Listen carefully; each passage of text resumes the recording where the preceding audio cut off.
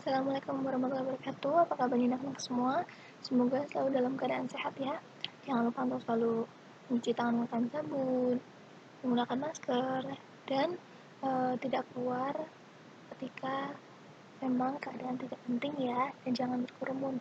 Baik, di mata pelajaran administrasi umum kali ini, anak-anak sudah masuk ke KD baru, yaitu KD 3.2 tentang jabatan, tugas, dan uraian pekerjaan pada kegiatan administrasi. Namun, pada pertemuan kali ini yang akan kita bahas hanya adalah organisasi dan jabatan dalam organisasi saja. Untuk itu, silakan siapkan alat tulis anak-anak dan semoga bisa mendengarkan dengan baik ya. Langsung saja kita mulai materinya.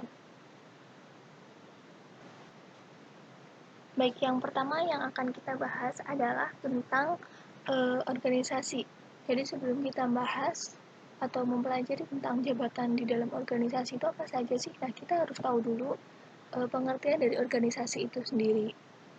Ibaratnya, mau tahu dalamnya, kita harus bisa lihat luarnya dulu seperti apa. Nah, luarnya ini atau tempatnya ini atau wadahnya ini adalah si organisasi. Jadi, organisasi itu apa sih? Organisasi atau organisasi kantor adalah suatu tempat di mana diadakannya suatu kegiatan yang teratur, adanya penetapan wewenang dan tanggung jawab dari sekelompok orang yang bekerja sama untuk mencapai tujuan bersama. Jadi seperti yang sudah saya singgung di awal bahwa organisasi ini adalah wadahnya atau tempatnya orang-orang bekerja sama. Ada yang masih ingat pengertian administrasi di pertemuan sebelumnya? Administrasi itu kan adalah usaha kerjasama sekelompok orang untuk mencapai tujuan. Nah, kerjasama sekelompok orang ini bisa dilakukan di mana? Ya di organisasi ini. Jadi, bagaimana kegiatan administrasi bisa dilaksanakan, harus ada tempatnya dulu, harus ada wadah yang menaungi mereka dulu. Nah, wadahnya di sini adalah organisasi di perusahaan tersebut. Nah, di sini juga disampaikan bahwa organisasi adalah tempat di mana diadakannya suatu kegiatan yang teratur. Kenapa di sini disebutkan kegiatan yang teratur? Karena di dalam organisasi, agar pelaksanaannya tercapai dengan baik atau kegiatannya juga terlaksana dengan baik, orang-orang di dalamnya itu mempunyai aturan-aturan, baik wewenang, tanggung jawab, serta hak dan kewajiban agar apa yang menjadi tujuan organisasi bisa tercapai. Maksudnya seperti apa? Misalnya di dalam organisasi pastikan ada yang namanya ketua, kemudian pelaksana, dan sebagainya. Nah, masing-masing orang ini memiliki porsinya masing-masing untuk melaksanakan tanggung jawabnya. Misalnya, ketua bertugas untuk mengontrol bawahannya, dan sebagainya. Kalau contoh gampangannya lagi, misalnya kalau di sekolah ada OSIS, organisasi sekolah, organisasi siswa intrasekolah ya. Nah, OSIS ini kan di dalamnya ada ketua OSIS, kemudian subbagian atau misalnya bahasa lainnya kepala departemen urusan agama misal, kemudian kepala departemen urusan dokumentasi misalnya seperti itu. Nah, setiap siswa tersebut kan pasti punya tanggung jawab dan wewenangnya masing-masing. Misalnya ketua OSIS bertugas untuk misalnya mengontrol teman-temannya di bawahnya bagaimana program kerja terlaksana dengan baik. Kemudian contoh misal departemen agama, wewenangnya apa? Wewenangnya adalah mengatur tentang kegiatan-kegiatan sekolah yang berkaitan dengan keagamaan. Kemudian tanggung jawabnya adalah bisa melaksanakan kegiatan-kegiatan keagamaan di sekolah dengan baik dan diikuti oleh semua siswa, misalnya seperti itu. Ending dari kegiatan tersebut apa? Ending dari kegiatan tersebut adalah organisasi OSIS ini bisa mencapai tujuan bersama. Tujuannya apa? Misalnya tujuannya adalah kegiatan-kegiatan siswa di sekolah terlaksana dengan baik, seperti itu. Jadi bisa dipahami ya untuk konsep organisasinya terlebih dahulu. Organisasi adalah wadahnya. Gampangnya organisasi adalah tempat atau wadah di mana kegiatan kerjasama itu dilakukan. Baik, lanjut ke materi selanjutnya. Nah, yang selanjutnya adalah prinsip organisasi. Jadi ada beberapa prinsip-prinsip organisasi yang harus anak-anak bisa pahami, yaitu diantaranya yang pertama tujuan yang jelas dan sederhana, yaitu tujuan harus dirumuskan terlebih dahulu sehingga dapat dipahami oleh semua pihak. Tadi sudah disampaikan bahwa organisasi itu kan tempatnya atau wadahnya di mana orang-orang bekerja sama untuk mencapai tujuan tertentu.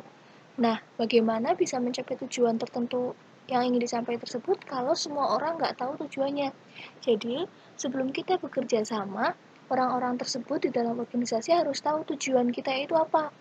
Misalnya, di perusahaan X nih tujuannya ya jelas, misalnya dalam periode 1 tahun ke depan targetnya adalah perusahaannya dikenal masyarakat. Nah, berarti si perusahaan ini atau si organisasi ini punya tujuan perusahaannya dikenal masyarakat. Kalau sudah tahu semua tujuannya itu, berarti nanti orang-orang yang di dalamnya adalah berusaha untuk memasarkan produknya sebaik mungkin. Seperti itu. Yang kedua, pembagian tugas yang jelas, yaitu harus tegas dan jelas dalam pembagian tugas setiap anggota organisasi agar dapat mengetahui bagaimanakah berperan sebagai anggota organisasi dan apa yang diharapkan organisasi dari anggotanya. Jadi kalau tadi setelah tahu tujuannya, kemudian otomatis kita akan tahu nih perbagian-perbagian atau per orang di dalamnya itu tugasnya ngapain. Kayak misalnya tadi kita pakai contoh yang OSIS tadi. OSIS tujuannya adalah misal agar semua kegiatan siswa di sekolah bisa terlaksana dengan baik. Kalau tujuannya itu, kemudian bagian tugasnya seperti apa? Dengan adanya departemen-departemen, misalnya departemen urusan agama, departemen urusan dokumentasi, departemen urusan kepramukaan, misalnya seperti itu. Nah, nanti orang-orang di setiap departemen itu tugasnya adalah memberikan andil atau memberikan peran kepada organisasi yaitu OSIS untuk bisa membantu agar agenda-agenda dari OSIS itu terlaksana dengan baik sehingga tujuan yang awal tadi dirumuskan tercapai dengan baik pula. Lanjut, prinsip yang selanjutnya adalah pelimpahan wewenang dan tanggung jawab, yaitu garis wewenang dan tanggung jawab harus pasti, nyata, dan dapat dibatasi karena jika tidak ada akan menimbulkan keraguan dan mungkin akan melampaui batas wewenangnya. Dengan adanya pelimpahan wewenang dan tanggung jawab ini bertujuan yang pertama, tugas memusat pada tangan tertentu, mendidik tingkat pimpinan yang lebih rendah atau petugas, meningkatkan rasa ikut, memiliki, dan bertanggung jawab. Jadi, di dalam organisasi, walaupun sudah memiliki wewenang dan tanggung jawab masing-masing, namun dalam kondisi tertentu, seorang pimpinan bisa melimpahkan wewenangnya kepada bawahannya, tetapi tidak tanggung jawabnya ya. Jadi misalnya si pimpinan ini tidak bisa menghadiri rapat, kemudian melimpahkan wewenangnya kepada sekretaris untuk bisa hadir ke rapat luar kota tersebut. Nah, tanggung jawabnya tetap menjadi tanggung jawab sekretaris dan si pimpinan itu. Jadi saat pelimpahan wewenang bukan berarti si pimpinan juga melimpahkan tanggung jawab secara keseluruhan kepada si sekretaris. Yang keempat, jenjang pengawasan yaitu keseluruhan dari aktivitas kantor dan tindakan untuk menjamin atau membuat agar semua pelaksanaan dan penyelenggaraan berlangsung berhasil sesuai dengan apa yang telah direncanakan, serta disertai dengan perbaikan-perbaikan jika terjadi kesalahan atau penyimpangan dalam organisasi tersebut. Nah, di dalam sebuah organisasi, perusahaan pasti ada yang namanya bagian pengawasan atau evaluasi. Tujuannya adalah untuk memantau apa yang telah dilaksanakan sudah sesuai dengan misi-misi atau untuk mengarah ke tujuan yang kita rencanakan atau belum. Kalau semisal belum, bisa kita kontrol untuk bisa on the track atau kembali ke jalan sesuai dengan agendanya. Dan sekiranya hasilnya tidak sesuai, bisa dievaluasi mana yang belum sesuai agar kedepannya bisa menjadi perbaikan. Baik, prinsip yang terakhir adalah prinsip kesatuan komando, yaitu adanya kesatuan perintah dalam tugas organisasi dengan tujuan volume pekerjaan dapat diatur. Yang kedua, pekerjaan yang dilakukan akan sesuai dengan kemampuan. Yang ketiga, konsentrasi akan lebih terarah, tidak simpang siur, dan semua ini akan berarti pemberian tugas dan tanggung jawab yang seimbang. Seperti yang kita tahu bahwa misalnya entah di organisasi, perusahaan, dan sebagainya, pasti ada yang namanya ketua atau pimpinan. Nah, salah satu tugas ketua atau pimpinan adalah membagikan tugas dan tanggung jawab kepada para bawahannya. Tujuannya apa? Tujuannya seperti yang sudah disampaikan pada layar tersebut, ada 3 ya. mulai dari volume pekerjaan dapat diatur, dan sebagainya. Misalnya nih, ada satu pimpinan atau ketua punya 3 karyawan. Nah, agar tujuan mereka tercapai, tidak mungkin si pimpinan memberikan semua tugas kepada semua karyawannya, akan terkesan sangat tidak efektif dan efisien. Tapi si pimpinan ini membagi pekerjaan sesuai dengan kemampuan para bawahannya. Misalnya yang satu itu bisa promosi, berarti kamu tugasnya marketing ya. Kemudian yang kedua bisa administrasi, nah kamu tugasnya mengadministrasikan berkas-berkas dan dokumen-dokumen perusahaan. Yang terakhir itu bisa misalnya eh, lebih ke fisiknya, nah itu bisa misalnya diletakkan di bagian gudang untuk penataan barang dan sebagainya. Itu kan berarti membagikan tugas sesuai dengan kemampuan para pekerjanya. Nah, dengan adanya tugas tersebut, kan masing-masing sudah punya tanggung jawab sendiri-sendiri, maka konsentrasi dan pikiran dari para bawahannya itu lebih jelas. Oh, kalau yang tadi marketing, berarti saya tugasnya fokus pada bagaimana membuat produk ini menjadi terkenal, misalnya seperti itu. Kalau yang di bagian gudang tadi, berarti saya fokusnya adalah menata stok-stok di sini biar tertata dengan rapi, kemudian yang barang-barang lama bisa terjual terlebih dahulu, dan sebagainya. Nah, itu contoh konsep dari kesatuan komando. Jadi ada satu pimpinan yang mengatur ke semuanya. Jadi nggak semua mengatur, tapi ada satu ketua gengnya, ibaratnya seperti itu. Gitu ya anak-anak untuk prinsipnya. Kemudian lanjut ke materi selanjutnya. Nah, setelah kita tadi mempelajari tempatnya atau wadahnya, sekarang mulai membahas tentang bagaimana jabatan dalam organisasi. Jadi mulai dari definisinya terlebih dahulu, bahwa jabatan adalah, kalau menurut KBBI, jabatan itu diartikan sebagai pekerjaan atau tugas dalam pemerintahan atau organisasi, fungsi dinas atau jawatan. Jadi jabatan itu pekerjaan ya. Kemudian jabatan merupakan kedudukan pegawai dalam struktur organisasi yang memiliki kemampuan pengetahuan, keterampilan, dan sikap yang bertanggung jawab sesuai dengan kualifikasi berdasarkan standar yang ada di perusahaan itu sendiri dengan fungsi yang spesifik. Nah, di pengertian tersebut disampaikan bahwa jabatan merupakan kedudukan pegawai dalam suatu struktur organisasi. Misalnya kayak tadi contoh pimpinan. Pimpinan kan juga termasuk pegawai ya dalam organisasi, cuma beliau mempunyai kedudukan dalam struktur pegawainya, yaitu kedudukannya sebagai pimpinan yang bertugas untuk mengatur, mengontrol kegiatan organisasi, membagikan tugas wewenang kepada para bawahannya, dan sebagainya. Ada tanggung jawab yang harus dilaksanakan. Nah, dia menjadi, atau beliau menjadi pimpinan, itu juga berdasarkan kemampuan pengetahuan dan sikap yang dimiliki oleh orang tersebut. Nggak mungkin misalnya mau dijadikan pimpinan asal tunjuk, misal siapa yang mau jadi pimpinan, kamu saja ya, kan nggak seperti itu. Pasti ada pertimbangan-pertimbangan berdasarkan kemampuannya. Ada orang-orang yang mempunyai jiwa leadership yang bagus, maka bisa menjadi pimpinan yang baik, misal seperti itu. Itu untuk pengertian dari jabatan ya. Kemudian lanjut, jenis-jenis jabatan yang ada di perusahaan. Ini mungkin tidak mewakili berarti semua perusahaan jabatannya seperti ini semua. Tidak. Ini hanya jenis-jenis jabatan secara umum atau yang biasanya ada dalam perusahaan-perusahaan.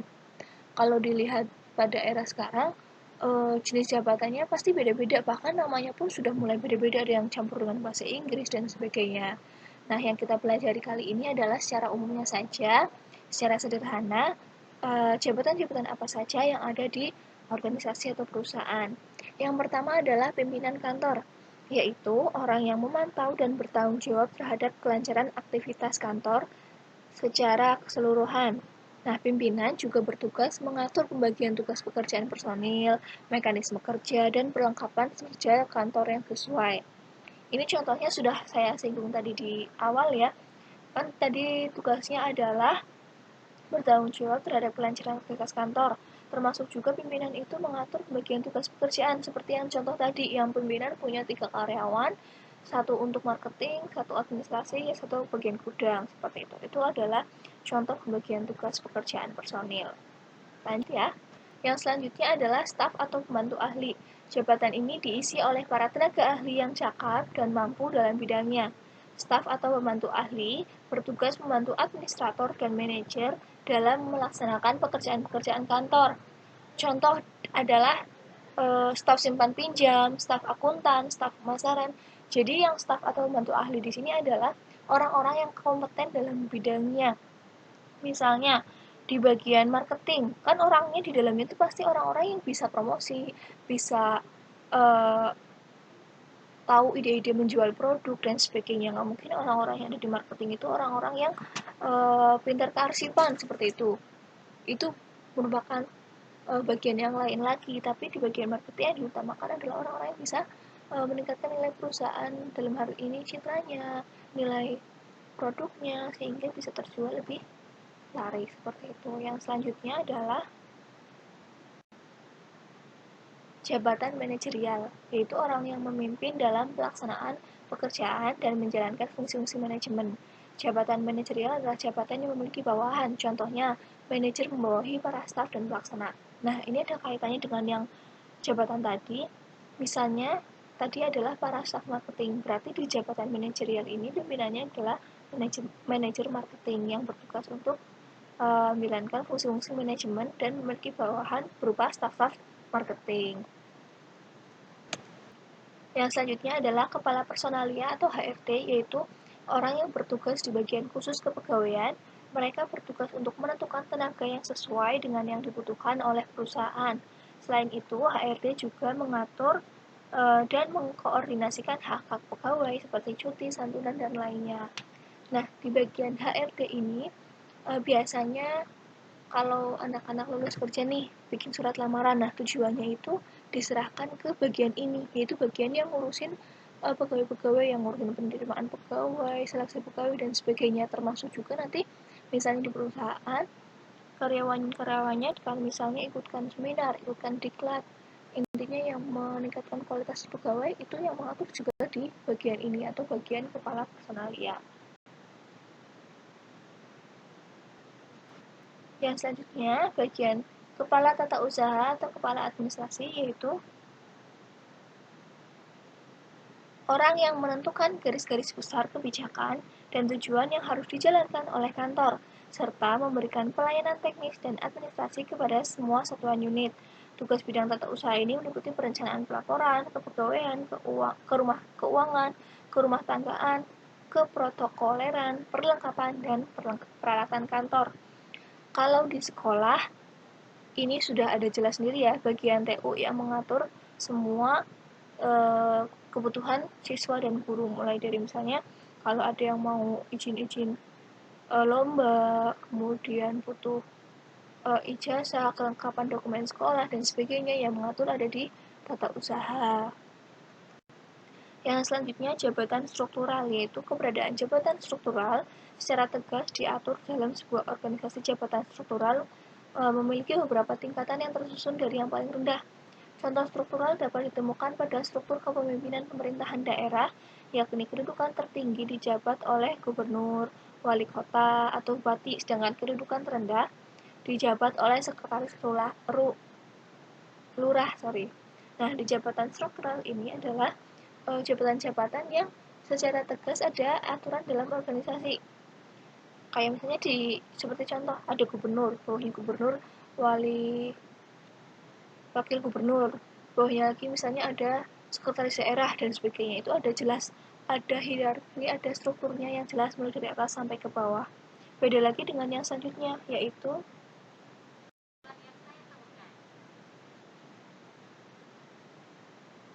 jabatan fungsional, yaitu jika jabatan struktural tadi diatur tegas dalam organisasi, kalau jabatan fungsional itu nggak tegas dalam struktural, meskipun secara teknis jabatan fungsional itu tidak tercantum dalam struktur organisasi. Jabatan ini tetap memiliki tugas pokok dan tanggung jawab yang sangat penting. Contohnya misal para PNS di berbagai bidang, dosen dan guru di pendidikan, ataupun dokter di bidang kesehatan. Jadi tidak ada jelas nih, misal kalau tadi kan contohnya di struktural ada gubernur, bawahnya wakil gubernur, dan sebagainya. Kalau guru, ya hanya di bidang pendidikan. Kemudian di bidang dokter ada PNS, dokter, kemudian PNS di kementerian-kementerian. Nah, itu merupakan contoh jabatan-jabatan fungsional. Baik anak-anak, untuk materi organisasi dan jabatan yang ada dalam organisasi telah kita pelajari dulu bersama-sama. Bagaimana? Apakah sedikit menambah pemahaman? Kalau misalnya ada yang ingin ditanyakan, bisa anak-anak tanyakan di e-learning milik sekolah ataupun di grup kelas kita. Kalau begitu, sekian pertemuan kali ini. Mohon maaf apabila ada pertanyaan, ada kesalahan.